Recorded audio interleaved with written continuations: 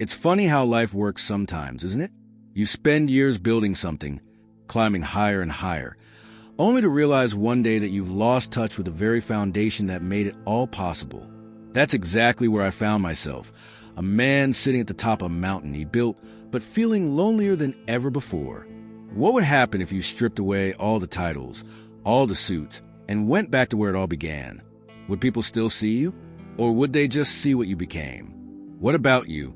Have you ever felt like you're losing yourself in the grind of life? Let me know in the comments below. And while you're at it, tell me where you're watching this from. Are you tuning in from a cozy apartment somewhere in Ohio, a quiet cafe in Melbourne, or maybe a bustling street corner in Tokyo? It always amazes me how stories connect us across the globe. Let's dive in.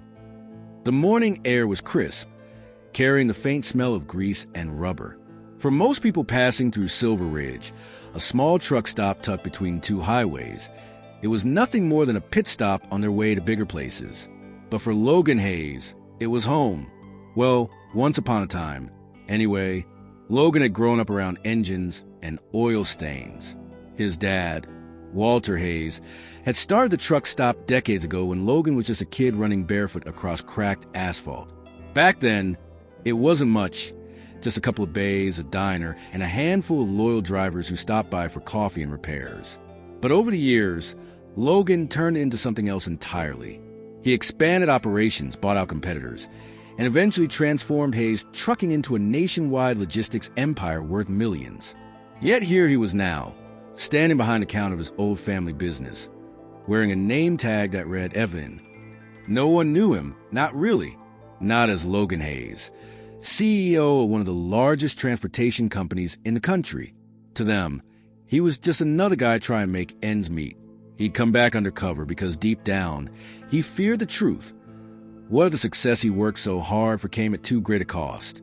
What if the people who mattered most, the mechanics, drivers, waitresses, didn't recognize him anymore? Didn't trust him? Logan shook off the thought and forced a smile as an older driver walked in, grumbling about a busted alternator. "Morning, sir," Logan said, sliding into his role effortlessly. "We'll get you fixed up in no time." By noon, the shop buzzed with activity. Trucks idled outside, exhaust fumes mingling with the chatter of workers. Logan kept himself busy stocking shelves, wiping down tables, and even helping change tires when things got hectic. It felt strange, good, even like slipping into an old pair of boots that still fit perfectly after years of neglect. But there was one person who caught Logan's attention almost immediately. Riley Dawson, the head mechanic. Riley was unlike anyone Logan had met in years. She moved with purpose, her hands streaked with grease, her dark ponytail tied back tightly. There was a quiet confidence about her, but also a sadness lurking beneath the surface, a shadow in her eyes that hinted at secrets untold. One afternoon, Logan found himself working alongside Riley under the hood of a semi-truck. The engine was stubborn, refusing to turn over despite their best efforts.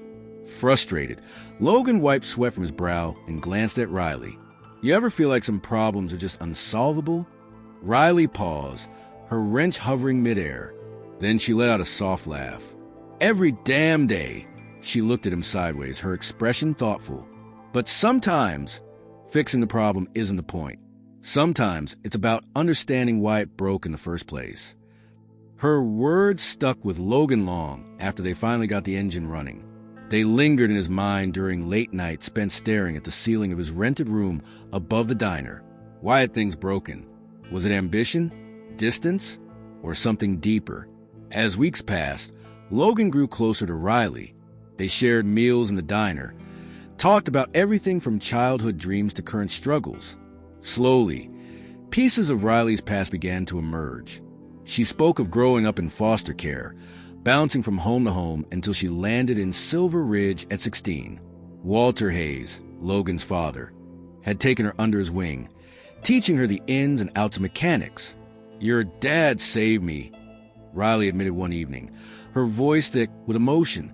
"He gave me a shot when no one else would." Logan swallowed hard, guilt twisting in his chest. He hadn't known any of this. How could he? He'd been too busy chasing deals and deadlines to notice the lives his father touched, or the ones he might have overlooked. Then came the day that changed everything. A storm rolled in unexpectedly, forcing everyone inside. Lightning lit the sky, and rain pounded against the windows. In the break room, Logan sat with Riley and a few other employees, listening to stories about Walter. Someone mentioned how he used to leave anonymous notes of encouragement taped to lockers.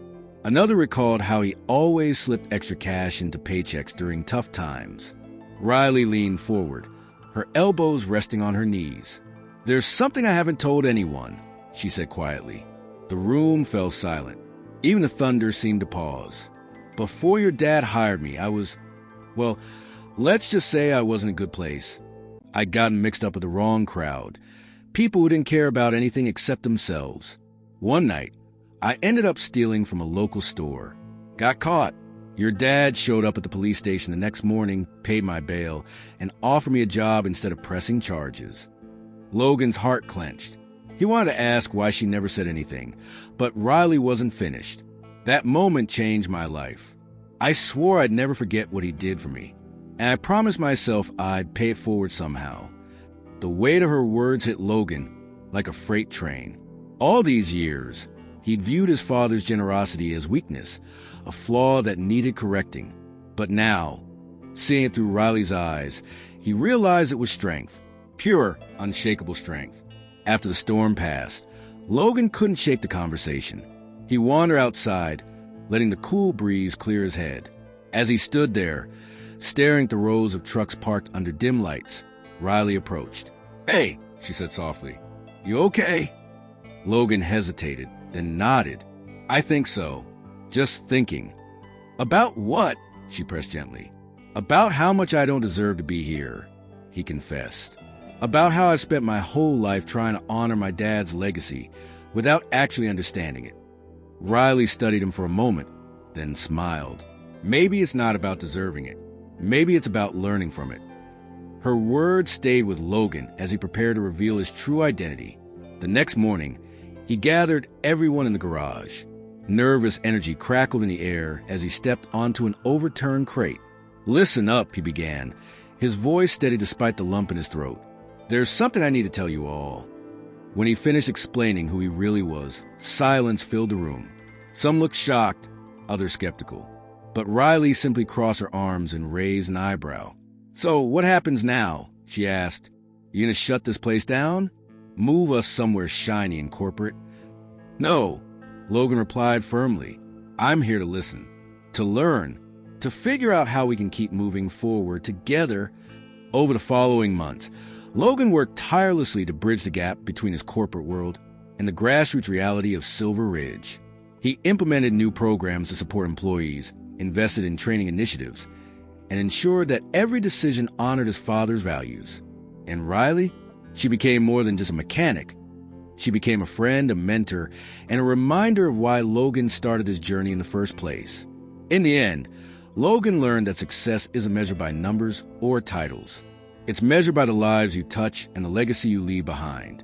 As he stood outside the truck stop one evening, watching the sunset paint the horizon in shades of orange and pink, he felt a sense of peace he hadn't known in years.